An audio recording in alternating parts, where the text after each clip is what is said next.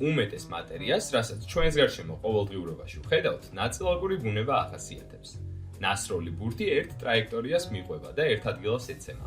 მაგიდაზე დატოვებული საჭმელი ერთ ადგილას რჩება და უკან დაბრუნებულებს მაგიდაზე დაგვხდება. ტალღურ ბუნებას ვამჩნევთ, როდესაც ტბაში ქვას ვისვრით და მისი კვალი ტბის ზედაპირზე ტალღება დაისახება. ან როდესაც მუსიკალურ ინსტრუმენტს ვუკრავთ, წარმოშობილი ხმის ტალღები ჰაერში ვრცელდება და მსმენელამდე მიდის.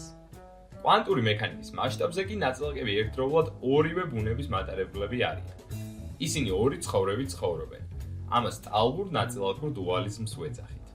მაგალითად, როდესაც პატარა ნაწილაკს გავისვრით, ის ვრცელდება როგორც ტალღა.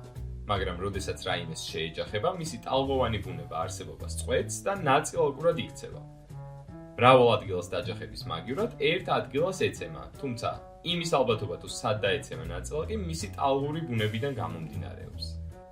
იმ ადგილას, სადაც ნაწილაკის ცხოვრების ტალღურ ეტაპზე მისი ტალღა ყველაზე დიდი იყო, ნაწილაკად დაჯახების მეტი შანსია. სადაც ტალღა პატარა, ნაწილაკის იქ აღმოჩენის პატარა ალბათობა არსებობს. ეს ჩვენთვის რთული წარმოსადგენია, რადგან დაახლოებით ჩვენი ზომის ტალღების და ნაწილაკების აღქმას ვართ შეჩვეული. ტბაში ქვის გადაგდებისას წარმოშობილ ტალღას კვანტური ბუნება რომ ჰქონდეს, ის ტალღურად განაგრძობდა არსებობას და გავრცელებას, მაგრამ როდესაც სანაპიროს წააწყდებოდა, ტალღური ბუნება გაუჩინარდებოდა და სანაპიროს მხოლოდ ერთადერთ წერტილში დაეჯახებოდა. ჰაიზენბერგის განუზღვრელობის პრინციპი მატერიის ტალღურ-ნაწილაკური დუალიზმიდან გამომდინარეობს. ის ამბობს, რომ არ შეგვიძლია ერთდროულად ნაწილაკის სიჩქარის და მისი ლოკაციის გაზომვა. რაც უფრო ზუსტად გვეცოდინება მისი სიჩქარე, მით უფრო ნაკლები სიზუსტით გვეცოდინება მისი ლოკაცია და პირიქით. ამის მიზეზი ნაწილაკების ტალღური ბუნებაა. ნაწილაკის ტალღის სიხშირე, ანუ რამდენად ხშირად ირხევა ის, მის სიჩქარეს განსაზღვრავს. თუ კი გვაქვს გაშლილი ტალღა, რომლის სიხშირეს მარტივად ვხედავთ, მისი სიჩქარეც ვიცით, მაგრამ სად არის ეს ტალღა? აქაც და აქაც. ამიტომ მისი ლოკაციის შესახებ დაზუსტებით ვერაფერს ვიტყვით.